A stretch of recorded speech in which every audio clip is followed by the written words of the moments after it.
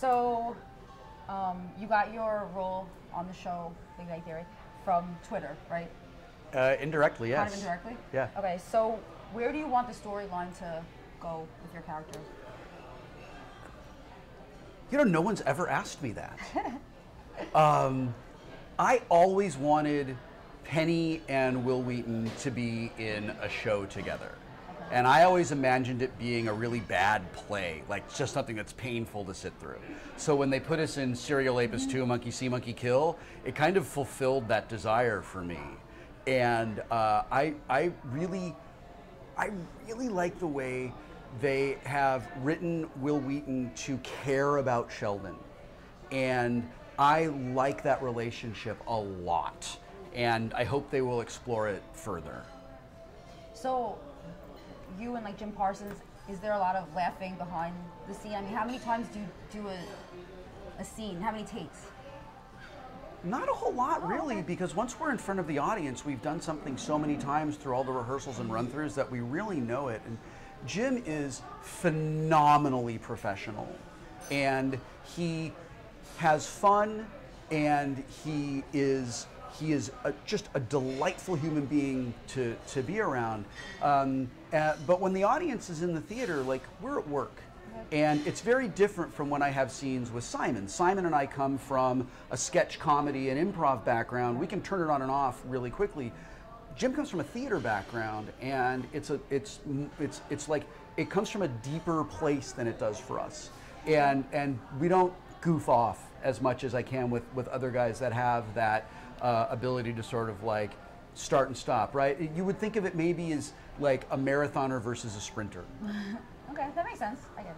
So, we haven't seen you yet on this season. Right.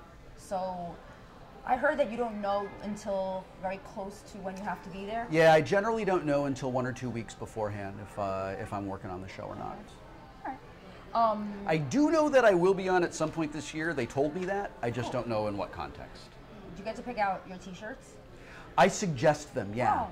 Yeah, so whenever I go in, the costume department asks me if I've come across anything recently that I like, or if there's something that you know, maybe they think that I found that they haven't found that would work for one of the other characters. I am more, in real life, I'm more like Leonard than I am Wil Wheaton, who I play on the show. Okay. And I get to perform the role of like interpreter for the actors all the time, from like funny. whatever nerd thing they're doing to like what that means for them. So it's really fun for me when I get to go in and I can be like, I found a shirt that I think you guys would like, and you know, and then I see it on the show a month later. Oh, I would never have thought that.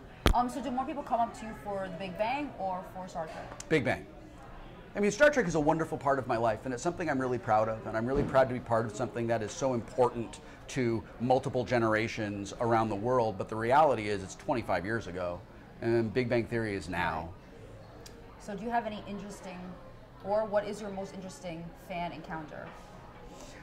Very recently, my wife and I were in San Francisco. We were waiting for a cab, and a fellow went jogging by me on the street, and he stopped, and he looked at me as he went by, and there's a look I get from people, which is the, gosh, I think I know you look, and I see it so much that I pick it up unconsciously when it happens, right? So I get the look from this guy as he runs by, and then he backs up, like he basically just puts it in reverse, and he backs up and he looks at me and he says, "Are you on The Big Bang Theory?" And I said, "From time to time I am, yes." And he says, "Oh man, you are so funny on that show. I love you on that show. This is really embarrassing. I know your character's name is Wil Wheaton, but I don't know what your name is." So what did you say? And I said, "That is my name. I'm playing a version of myself." And he was like, "Oh, I'm so embarrassed," and he ran away. Good thing he was running in that whole scenario. Yeah. Okay, so now we'll transition to the beer.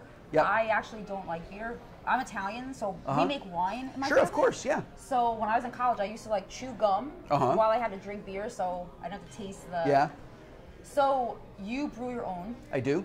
So how did you get started doing that? I love science, I love chemistry, I love cooking, I love beer.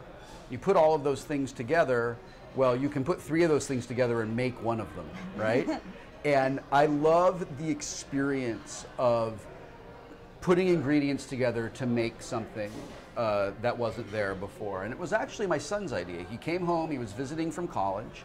He came home and he said, "Dad, I want to have a summertime father-son activity." And I said, "Great, what do you want to do?" And he said, "Let's brew beer together."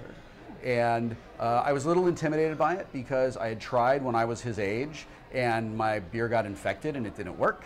And I thought, well, I can't do this. But we went to a homebrew supply and I asked the guy, "Is this as hard as I remember it?" And he said, "Nope, it's really simple. Like, if you can like boil water, you can make beer." And I was like, "Great, I'm in." So he walked us through it, taught us how to do it. And 6 weeks later, we opened our first bottles of Wheaton's own Going to California Pale Ale. And the experience of it was wonderful. It was relaxing, it was fulfilling, it was exciting, and it like awoke the hobbyist part of me. And it like spoke to the nerd part of me that can't casually like a thing. The nerd part of me needs to like obsessively love a thing. So I got a book on homebrewing, and then I got a book on recipe building, and I realized, oh, this makes sense. You put these things together, I get it. And it became a thing that I really loved. And I've always been an advocate for getting excited and making things, and I've always been an advocate for getting excited about things and sharing things with people that you're passionate about.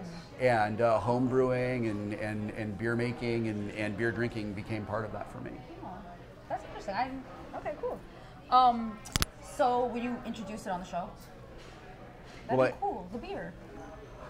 I asked if I could take one of my homebrewed beers and drink it in one of the scenes, and they wouldn't let me because you're not allowed to drink actual beer on television. But I did take one of the labels from my beer and put it on a beer bottle filled with water, and it's in Wil Wheaton's house. Oh, okay. So if you squint, you can see it. Yeah.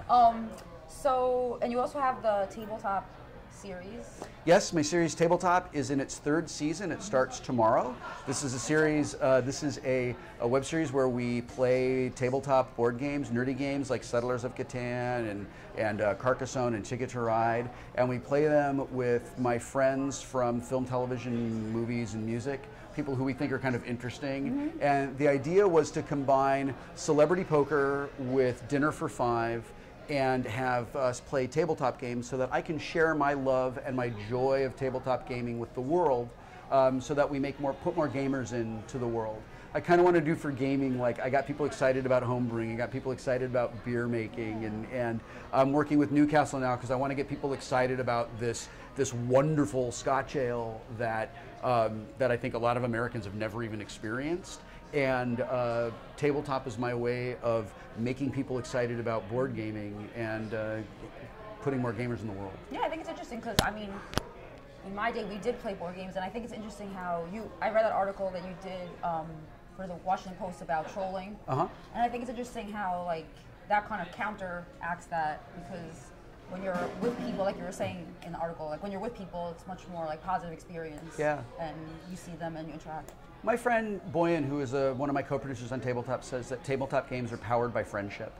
And even if you're playing with complete strangers, and gaming and beer overlap for me a lot, because it's really nice to sit down and have a beer with somebody and just talk about stuff and visit and enjoy the time together. And it's really nice to do that with tabletop gaming. And so to bring like my love of gaming and my love of beer and put them together into a thing is like, that's a really good day for me. Yeah, I mean, I think I had other questions, but I'll just end with, what are your future plans? I'm going to spend the next several months writing. I'm not going to be pursuing on-camera work. I'll take things as they come to me, but I'm going to kind of take a writing sabbatical and finish a book that I've been working on for a long time, and some other creative things that I'm really excited about. And hopefully I'll be traveling to Europe to go do some things with Newcastle. Great. Okay. Thanks.